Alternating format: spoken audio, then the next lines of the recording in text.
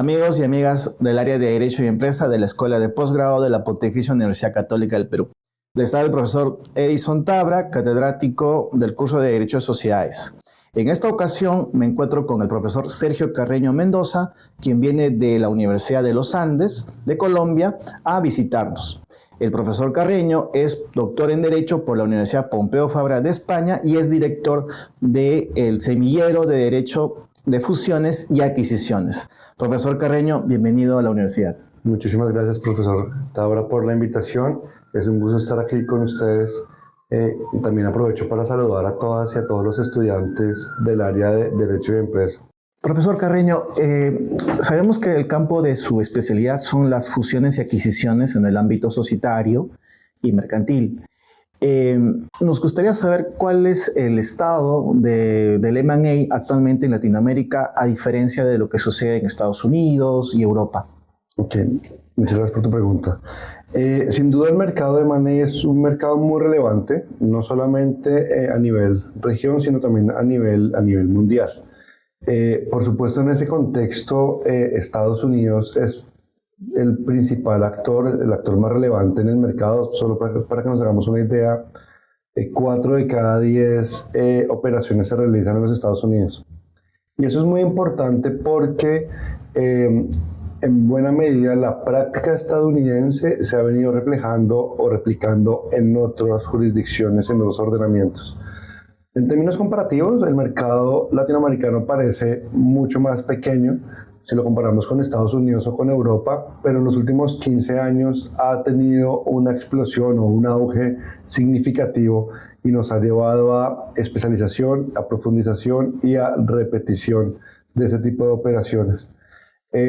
Por supuesto, la región no es ajena al contexto internacional. Los conflictos internacionales en Rusia, pues entre Rusia y Ucrania, lo que pasa también en Franja de Gaza, la pandemia y la pospandemia, por supuesto, han venido marcando un poco la situación política en general. Sin embargo, este mercado es muy resiliente y hemos visto que, pese a las dificultades, se mantiene muy activo. Sin duda, la región creo que tiene dificultades, tiene muchos retos, pero en términos generales se ha venido comportando de una forma aceptable, digamos, y creo que la perspectiva hacia los próximos 5 años seguramente será en ese sentido. Y en ese sentido, ¿cuál es la importancia que hoy en día han adquirido las operaciones de fusiones y adquisiciones en la práctica societaria? Yo creo que algo que es importante para resaltar es que en el caso latinoamericano, exceptuando Brasil, que tiene una lógica un poco particular, es tal vez uno de los principales motores o vehículos para concretar la inversión extranjera. Entonces es muy interesante porque los capitales terminan llegando a nuestros países precisamente a través de inversiones en sociedades preexistentes o a través de fusiones con sociedades preexistentes. Por supuesto, en esta perspectiva puede ser muy importante el aspecto societario, sobre todo cuando hablamos de fusiones y de decisiones, modificaciones estructurales, pero también desde una perspectiva del administrador y los deberes propios, los deberes fiduciarios que le son propios, se ponen a prueba en un proceso de adquisición de empresas también. Y tal vez creo que ahí es donde hay muchas oportunidades para seguir explorando en términos del desarrollo mercantil aplicado a las fusiones y adquisiciones. Perfecto. Y por ejemplo, nuestros estudiantes de posgrado que quieran conocer este campo de las fusiones y adquisiciones, ¿qué conocimientos, qué habilidades deberían tomar en cuenta un poco para tener un buen desenvolvimiento profesional en esta área? Esa es una pregunta muy importante porque creo que muestra la complejidad de la materia y digamos que he oído de varios expertos y creo que es una aproximación fascinante que en última instancia un abogado o una abogada dedicada al derecho corporativo, en M&A particularmente hablando, tiene que tener competencias blandas o habilidades blandas y por supuesto un conocimiento o saberes temáticos. Es muy importante ese diálogo entre esos dos tipos de competencias y quiero resaltar en ese sentido 2 cosas adicionales. Lo primero es que el abogado o la abogada que practica el derecho de M&A tiene que estar en capacidad de articular muchísimos saberes y muchos grupos de trabajo, porque hoy en día y cada vez es mucho más complejo, se requieren de muchos actores y tal vez el rol más importante sería cómo lograr hacer posible esa conjunción de saberes. Y por supuesto en esa línea tiene que tener conocimientos, no ser experto, porque para eso hay expertos, pero tener conocimientos de aspectos contables, aspectos financieros y de otras ramas del derecho, por ejemplo, medioambientales, lo laboral, lo tributario. Insisto, hay expertos dedicados a eso y no lo van a reemplazar, pero tienen que tener un poco esa perspectiva general de la operación. Y pasando al tema también, por ejemplo, de la enseñanza del derecho de sociedades y también en el ámbito del M&A, ¿qué temas usted aconseja que un profesor de derecho societario o especialista en el ámbito societario debería transmitir a los alumnos, ¿no?, en este campo, no tanto el M&A y quizás también en otros temas como decisiones o como las relaciones simples, por ejemplo? Yo creo que es muy importante tomar conciencia de la importancia de estos instrumentos y de estos vehículos para desarrollar los fines de la empresa. Eso sería tal vez la primera. La segunda es la familiaridad con este tipo de operaciones y especialmente entender un poco la lógica que subyace a la operación, su estructura, la incorporación de figuras extranjeras que en la práctica se encuentran pues son muy importantes en el día a día y cómo hacer compatibles, digamos. Exacto. También un poco. Creo que estaría orientado hacia eso y nuevamente el papel de los administradores es muy importante y los deberes fiduciarios tal vez es algo que se puede también revisar no solamente desde la perspectiva interna, digamos los conflictos típicos de la sociedad, sino también el papel que desarrollaría en una compra o en una fusión. Una de las preguntas que siempre nos hacen los estudiantes en el curso de sociedades es ¿en qué casos ellos deben aconsejar optar por una fusión en cualquiera de sus modalidades o en otros de repente optar por una adquisición de empresas? Desde su experiencia e investigación, ¿cuál es su consejo? Yo comenzaría diciendo que no hay una respuesta, digamos, correcta para cualquier situación. Realmente tenemos que empezar a revisar caso a caso, pero hay que tener en cuenta qué es lo que se busca, cuál es la racionalidad de la operación, si quiere ser financiera, si quiere ser estratégica, por ejemplo, las implicaciones tributarias que también en muchas ocasiones pueden cumplir un papel significativo. Pero a grandes rasgos uno podría empezar a encontrar algunos matices o algunos elementos que podrían servir de referencia, pero insisto, cada caso tendrá que revisarse en particular. Por ejemplo, cuando se está buscando una integración entre competidores, una integración horizontal, probablemente una fusión pueda ser un camino interesante para explorar, para comenzar a explorar, precisamente por las sinergias y las economías de escala que se podrían derivar. Exacto. De hecho. Si estamos hablando de una integración vertical con actores de la cadena de valor que nos acerquen hacia el consumidor o hacia los insumos, probablemente una adquisición podría tener mucho más significado, parece ser mucho más relevante, precisamente porque mantener la independencia en términos de o la autonomía en términos de personalidad jurídica podría ser relevante.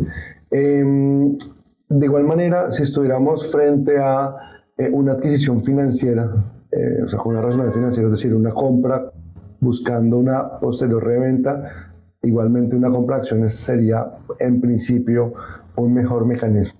Y también tendríamos otra alternativa y es compra-venta de activos en casos, por ejemplo, reputacionales, claro, o que uno quiera concentrarse en algunos aspectos particulares de la compañía objetivo, pero no querría hacerse con el conjunto.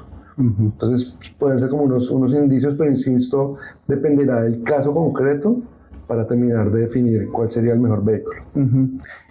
Algunos especialistas consideran que la reciente implementación, por ejemplo en el caso peruano, del control de fusiones y adquisiciones, lo que está haciendo es un poco desincentivar ese tipo de operaciones en la región. ¿no? Otros consideran que no, que es bueno también implementar este cambio porque permite una mejora de lo que es la competencia, ¿no? Entonces, desde su apreciación, ¿cuál de las posiciones es la más adecuada o cuál es su reflexión al respecto?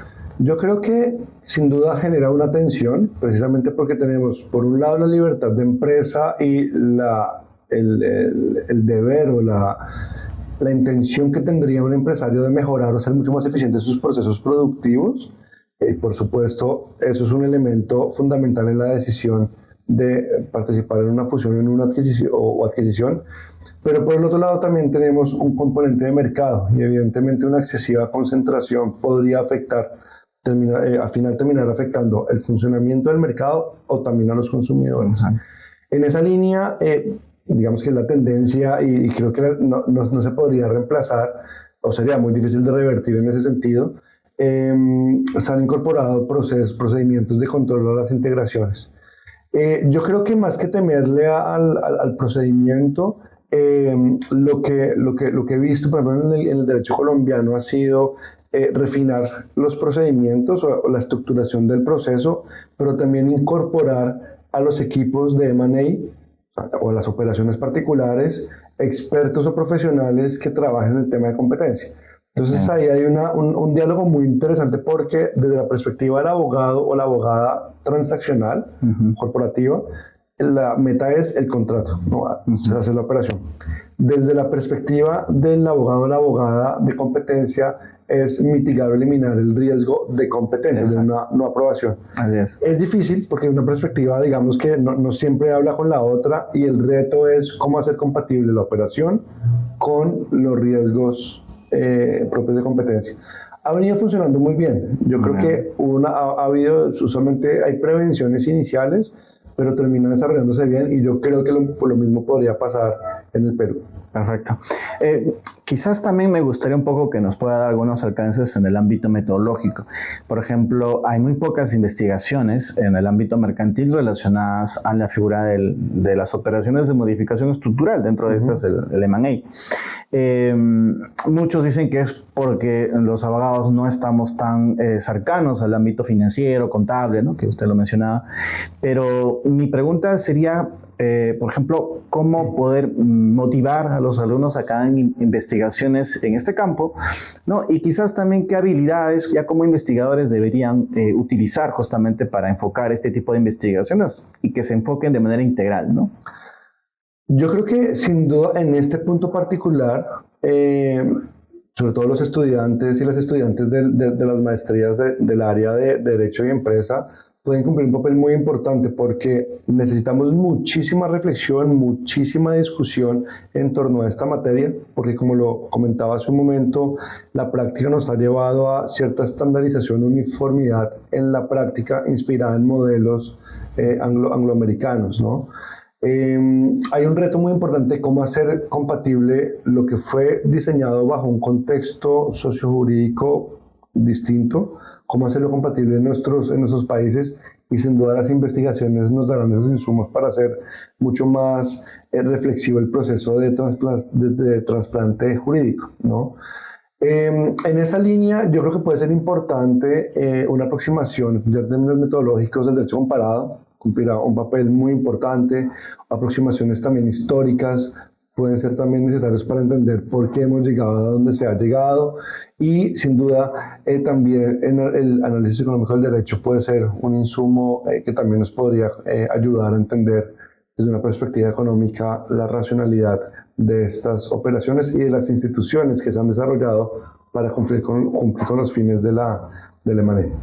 Y, por ejemplo, desde su experiencia, habiendo analizado un poco la legislación de la región, ¿qué temas vinculados al M&A usted considera que aún no han sido lo suficientemente explorados, ¿no? O que de repente aún quedan pendientes de trabajar y que podrían calzar para una investigación ya sea de posgrado, ya sea incluso maestría o doctorado?